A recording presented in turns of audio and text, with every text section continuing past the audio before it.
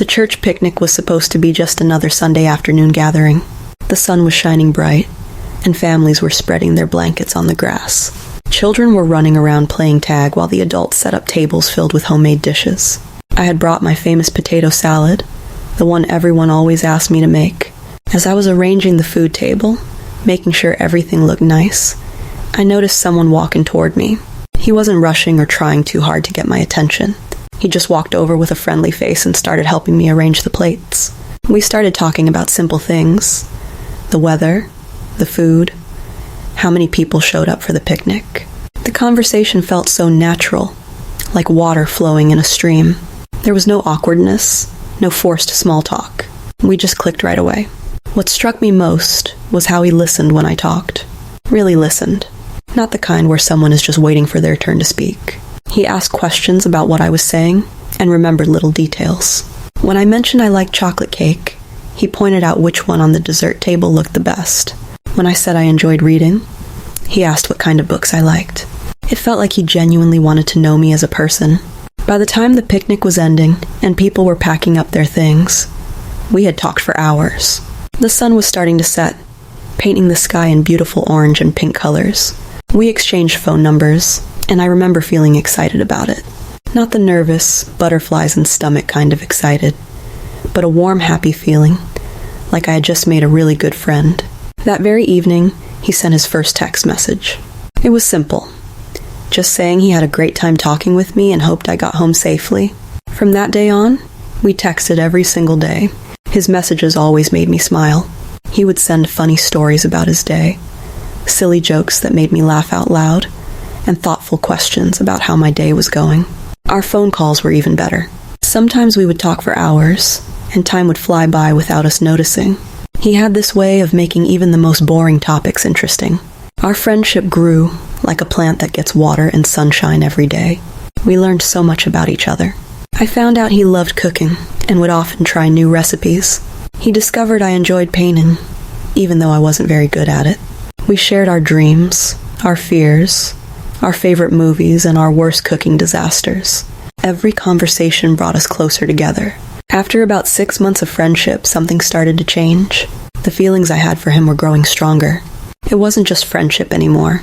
I found myself thinking about him more often, wondering what he was doing, looking forward to his calls more than usual.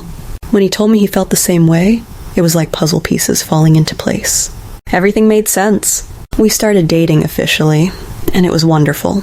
He would plan thoughtful dates. Not expensive or fancy ones, but meaningful ones. Like the time he took me to a bookstore and we spent hours reading funny book titles to each other. Or when he packed a simple lunch and we ate it by the lake, watching ducks swim by. He remembered things I mentioned in passing, like how I always wanted to try making pottery. So he surprised me with a pottery class for 2. Our relationship wasn't perfect. No relationship is. We had disagreements sometimes, like when we couldn't agree on what movie to watch or when we had different opinions about how to spend holidays. But we always talked through our problems. We never went to bed angry. We learned how to compromise and understand each other's point of view. That's what made us strong as a couple. 2 years flew by like pages in a book. We knew we wanted to spend our lives together. We talked about marriage often, planning what kind of life we wanted to build. We discussed everything, where we would live, how many kids we might want, how we would handle money, what our goals were. We prayed together about our future, asking for guidance and wisdom. The wedding planning was simple, because we both wanted the same thing. A small, meaningful ceremony with the people we loved most. We didn't need anything fancy. What mattered was the commitment we were making to each other. On our wedding day, I wore a simple white dress that made me feel beautiful. He looked handsome in his suit, but what I remember most was the way he looked at me, like I was the most precious person in the world. Standing there in front of our families and friends, saying our vows, I felt so sure about everything. This was the man I wanted to wake up next to every morning. This was the person I wanted to share my joys and sorrows with. When we said I do, I meant it, with every part of my heart. The first weeks of marriage were like a beautiful dream. We moved into our small apartment and made it our home. We cooked together, making messes in the kitchen and laughing about it. We established routines. Who made coffee in the morning? Who took out the trash? Who controlled the TV remote on weekends? These little things might sound boring, but they were special to us because we were building our life together. He continued to be the amazing man I married. When we were together, nothing else mattered. He would put his phone away, turn off the TV, and give me his complete attention. We would talk about our days, share our thoughts, dream about our future. He made me feel valued and loved every single day. Even when he was tired from work, he would ask about my day and really listen to my answer. But there was one thing that bothered me, and it had bothered me even before we got married. He was extremely protective of his phone and computer. Now, I understood privacy. Everyone needs some personal space. But the way he guarded these devices was extreme. He would never leave his phone lying around. If he needed to use the bathroom, the phone went with him. If he was cooking, and I was near his computer, he would close it and take it with him to the kitchen. The passwords he used were impossible to guess. Not birthdays or anniversaries or anything meaningful to us. They were random combinations that he changed regularly. If I needed to use his computer to check something quickly, he would log in for me but stand right there watching. If I asked to make a call from his phone because mine was dead, he would dial the number for me but not let me hold it. This behavior made me uncomfortable. Not because I wanted to spy on him, but because it felt like he was hiding something. In a marriage, shouldn't there be openness? I brought this up during our premarital counseling sessions. I explained how his secretiveness made me feel, but he had a ready answer. He said trust meant not needing to check up on each other. He said if I truly trusted him, I wouldn't want to go through his things. The counselor seemed to agree with him about privacy and boundaries, but something in my heart didn't feel right. I tried to explain that it wasn't about not trusting him. It was about the extreme measures he took to keep me away from his devices. Why such complex passwords? Why the constant vigilance? If there was nothing to hide, why act like there was? We went back and forth on this issue many times. Each time he would turn it around to make it seem like I was the one with trust issues. He would say things like, I don't go through your phone and I respect your privacy. But the thing was, I had nothing to hide. My phone didn't even have a password. He could look through it any time he wanted. I had offered him my passwords, but he said he didn't need them because he trusted me. After we got married, I tried to let it go. I told myself that maybe he was just a private person. Maybe he had personal conversations with friends that he didn't want to share. Maybe it was just his way of maintaining some independence. I tried to convince myself that his secretiveness didn't mean anything bad, but the feeling wouldn't go away. It sat in my stomach like a stone, heavy and uncomfortable. Every time I saw him quickly close his laptop when I walked into the room, every time he angled his phone away from me while texting, that stone would grow heavier. I started to feel anxious and suspicious, which wasn't like me at all. I had never been a jealous or paranoid person before. 1 month after our wedding, exactly 1 month, we were looking through our wedding photos on his computer. It was a sweet moment. We were sitting close together on the couch, laughing at funny pictures, remembering special moments from that day. He had his arm around me and I felt so happy and content. Then he dozed off. His breathing became deep and regular, and his head tilted back against the couch. The computer was still open in front of us, logged in and accessible.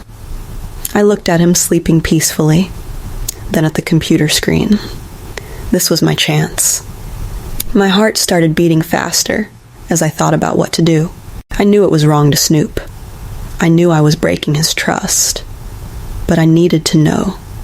I needed to either confirm my suspicions or put them to rest once and for all. With shaking hands, I clicked on his Facebook icon. His messages opened up, and I started reading. What I found shattered my heart into a million pieces. Conversation after conversation with different women, all filled with flirtation. Sweet words, compliments, suggestive comments. The same kinds of things he used to say to me when we were first getting to know each other. The messages went back months and months throughout our entire dating period, right up until a few weeks before our wedding. I read message after message, each one making me feel sicker. You're so beautiful, he had written to one woman. I can't stop thinking about you. To another, you make me smile. To yet another, These were the exact words he had used with me. Words I had thought were special, meant only for me. But apparently, he had been copy-pasting his sweet talk to multiple women. The dates on the messages made it worse. While he was texting me good morning, he was texting other women too. While he was on the phone with me at night, he had been chatting with others online. During the time I thought we were building something special and exclusive, he was playing the field, keeping his options open. I sat there staring at the screen, tears streaming down my face. How could he do this? How could he look me in the eye and tell me I was special, while saying the same things to other women? How could he stand at the altar and promise to love only me, when he had been emotionally involved with multiple people? My crying woke him up. He looked confused at first. Then his eyes went to the computer screen and his face changed. He knew he was caught. He knew there was no explaining this away. The evidence was right there in black and white, his own words betraying him. "Why?"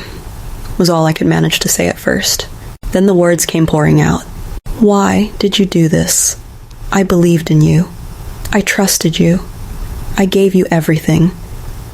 I reminded him of all the times I had been there for him. The time he couldn't make rent and I took an advance on my salary to help him. The times he was broke and I covered his expenses without making him feel bad about it. The way I supported his dreams and encouraged him when he felt like giving up. I had done all of this because I believed in us. I believed in him. I saw his potential and wanted to help him reach it. I thought we were a team, building something together. But while I was giving him my all, he was out there playing games with other women's hearts, and with mine. He sat there quietly while I ranted and cried. He didn't try to deny it or make excuses at first. When I finally ran out of words and just sat there sobbing, he said, "You mean the world to me. What happened with those women was just harmless flirtation. I never met them in person. I never slept with any of them. I never physically cheated on you."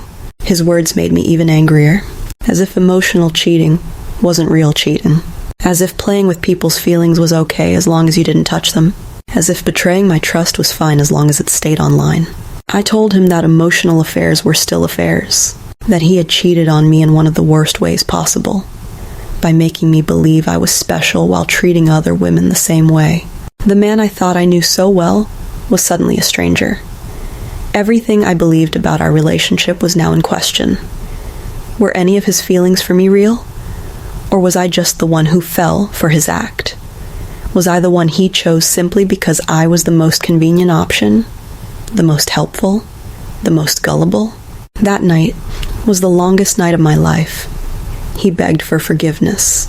He cried. He promised it would never happen again. He said he had stopped talking to all of them before the wedding because he knew he wanted only me. But how could I believe anything he said now? How could I trust someone who had lied so easily for so long? I thought about leaving. I thought about packing my things and going back to my parents' house. But we had just gotten married. We had made vows in front of God and everyone we loved. Was I going to give up after just 1 month?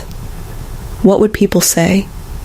What would happen to all our dreams and plans? So I stayed. I forgave him. Or at least I said I did. But forgiving and forgetting are two different things. The trust we had built over 2 years was destroyed in one night. And trust, once broken, is the hardest thing to rebuild. I reached out to our marriage counselor the next day. I needed someone to talk to. Someone who could help me make sense of what I was feeling. The counselor let me vent and cry. He listened without judgment as I poured out my hurt and anger. He helped me understand that what I was feeling was normal and valid. The counselor also helped me see that if we wanted our marriage to work, we both had to be willing to do the hard work of rebuilding. My husband had to be completely transparent from now on. No more secrets, no more hidden passwords, no more protective behavior with his devices. And I had to be willing to slowly start trusting again, even though every part of me wanted to stay guarded. My husband agreed to give me all his passwords. He said I could check his phone and computer whenever I wanted. At first, this felt like a victory. Finally, the transparency I had wanted all along. but having access to his devices became both a blessing and a curse. I found myself checking his messages obsessively. Every time he got a notification, I wondered who it was. Every time he smiled at his phone, I suspected the worst. I would read through his conversations looking for any sign of flirtation, any hint that he was up to his old tricks. Most of the time, I found nothing suspicious. But sometimes I would see him being friendly with a female colleague or responding warmly to an old friend, and it would trigger all my fears again. We would fight about these innocent interactions. I would accuse him of starting to flirt again. He would defend himself, saying he was just being polite. He would remind me that he had given me full access to prove he had nothing to hide. But my broken trust made me see danger everywhere. This went on for months. Check, fight, apologize, repeat. It was exhausting for both of us. I could see that my constant suspicion was wearing him down. He was trying to be patient, but everyone has limits. He started to seem tired and frustrated. The easy laughter we once shared became rare. Our conversations became careful, like we were walking on eggshells. Recently, after another fight about a completely innocent message from a female coworker, he said he had enough. He told me that my lack of trust was poisoning our marriage. He said he had tried to be open and transparent, but nothing he did was good enough. He was changing his passwords again, and this time he wouldn't share them with me. "I've proven myself," he said. "I've been an open book for months, but you still don't trust me. Your suspicion is making you see problems where there aren't any. For the sake of our peace and sanity, I need some privacy back." I didn't fight him on it. Part of me was actually relieved. Checking his messages had become an addiction that was hurting me more than helping. Every time I looked, I was reliving the pain of discovery. Even when I found nothing wrong, I couldn't shake the feeling that he was just being more careful, hiding things better. So I told him to go ahead and change the passwords. I said I would stop checking because it was bad for my heart. And I meant that literally. The stress and anxiety were affecting my health. I wasn't sleeping well. I wasn't eating properly. I was becoming someone I didn't recognize. Paranoid, suspicious, always on edge. What makes it even more complicated is his social media presence. He posts inspirational quotes about marriage. He shares articles about the importance of faithfulness. He writes posts advising other men not to cheat on their wives, to value what they have at home. Every time I see these posts, I feel a surge of anger. How dare he act like some relationship expert when he had emotionally cheated on me? How dare he preach what he didn't practice? But then I wonder, maybe he posts these things because he learned his lesson. Maybe he's trying to remind himself to be better. Maybe he genuinely regrets what he did and wants to help others avoid his mistakes. Or maybe it's all just for show, to maintain an image. I don't know what to believe anymore. The truth is, he has been a good husband since that night I discovered everything. He comes home on time. He's attentive and caring. He helps with housework without being asked. He plans date nights to try to reconnect. He tells me he loves me every day. He's patient when I have my moments of doubt and insecurity. He's doing everything right. But I can't seem to move past what happened. I take one step forward in trusting him. Then something triggers me, and I take 2 steps back. I'm still in love with him. What do I do now? Kindly advice.